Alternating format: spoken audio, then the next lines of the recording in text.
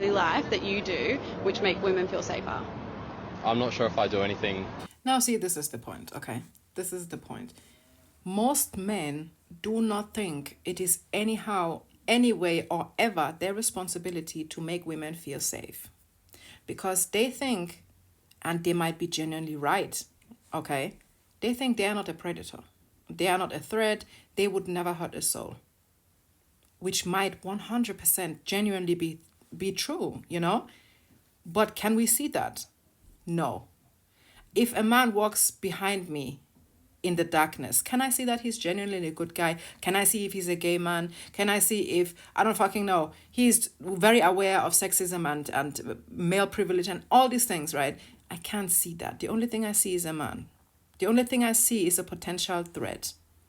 That's why it's very much men's responsibility, not only to do things in our everyday life to keep women safe, the fuck, but to do things to actively end the patriarchy, to do things to actively deflect, reflect, and decolonize their own privileges. And most importantly, to call out other men when they fuck up. And that's where you're lack. Because I have barely seen any man do that. And let me just stretch this even further. It is every heterosexual person's responsibility to stand up against homophobia. It is every white person's responsibility to stand up against racism. It is every man's responsibility to stand up against sexism. Now, mind you, there are layers, right? There are layers to this. For example, a trans man experiences discrimination in a different manner or in a different layer, in a different way in the social hierarchy than, for example, a cis man would, because he doesn't.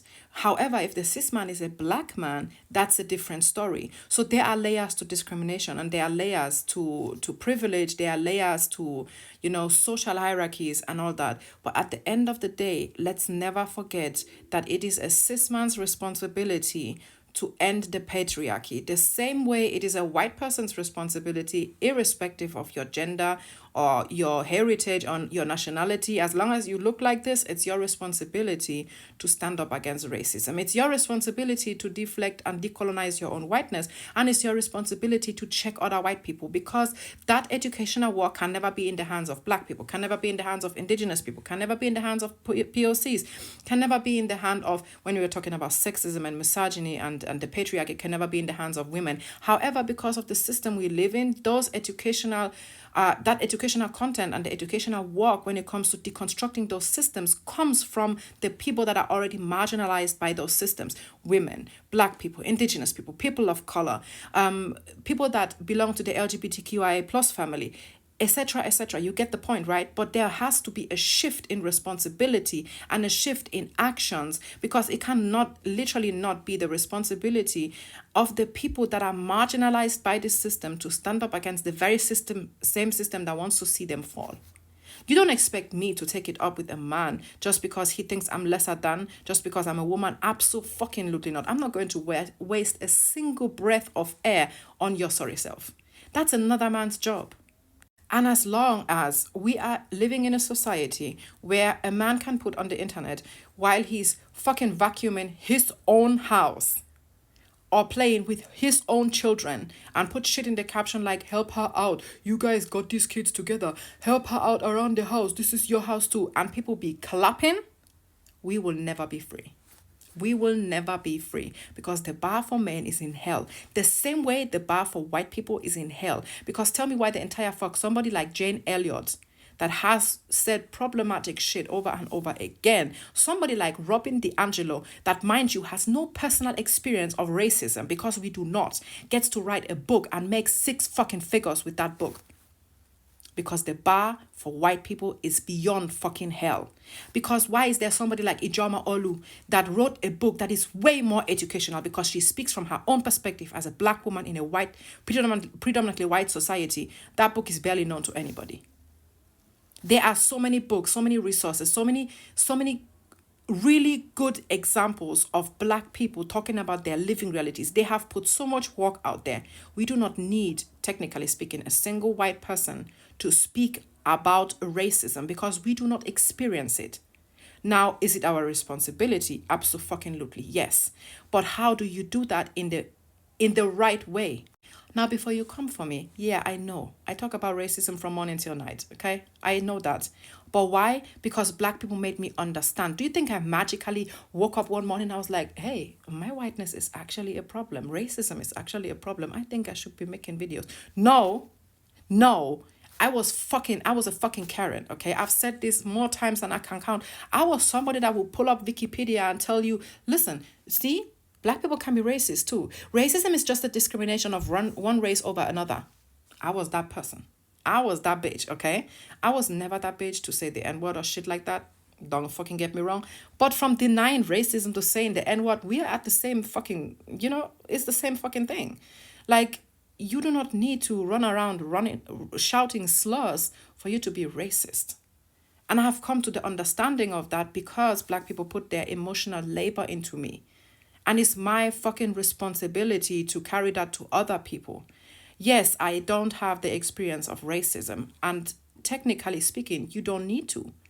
You only need to listen. Now, when does it become problematic? When you make it your living reality, one. When you make it your fucking profession, two. And when you make a fucking fortune. When you create wealth with that knowledge, that's when it becomes problematic. Looking at Jane Elliott, looking at Robin DiAngelo, looking at all the other cracking ass bitches that are out there spreading the word while getting the check and giving absolutely nothing back to black people. Not a damn thing. Jane Elliott sat her white ass in an interview and said that black people should not be getting reparations. If at all, it's indigenous people that should be getting reparations. Imagine. Mind you, we cannot be trusted. Because why the fuck did I think this woman she gets it. I really thought she gets it. I saw this, and then just a few months back, this woman dropped she dropped the N-word. Like, she did not even fucking flinch. She did not even flinch. And when she was called out by another white person, by the way, she gaslit each and everybody in this room. Like, she pulled the white woman card in every available level and layer in that moment. And that shows you how fucking dangerous white people, particularly white women, are. And the same thing, you take it and apply it to men. You take it and apply it to heterosexual people. You take it, you apply it to cis people when it comes to transphobia, etc., etc. Because discrimination is discrimination. It is the same layer. It is the same system that keeps you emotionally absolutely drained. Do you know what it means for you to every day leave the house and your skin color or the way you look being a target to your safety? We cannot even begin to comprehend that. And yeah, I've countlessly been asked, oh, would you want to be judged because you're white? I don't give two shits.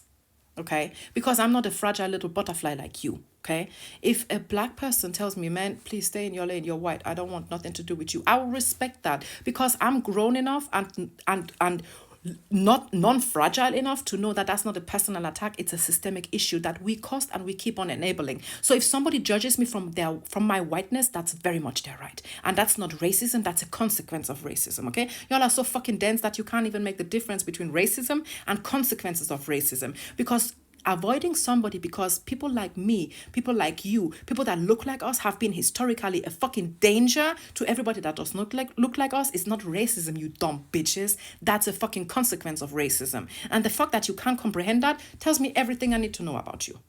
Now, if you want to read a book, because I would now suggest that you read a book, but if you want to read a book, at least read a book from a black person. Don't go and be lining the pockets of people like Jane Elliott and Robin DiAngelo that literally make wealth, that get fucking stinking rich of the labor of black people.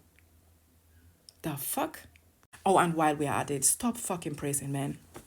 Stop fucking praising men. A man will come on the internet and be like, I think women should have basic rights, and y'all are in your feelings. That's fucking weird, okay? That's fucking weird. Stop praising white people. Stop praising men. Stop praising cis people. Stop praising heterosexual people. Let's carry the bar for humanity, okay? Let's level up.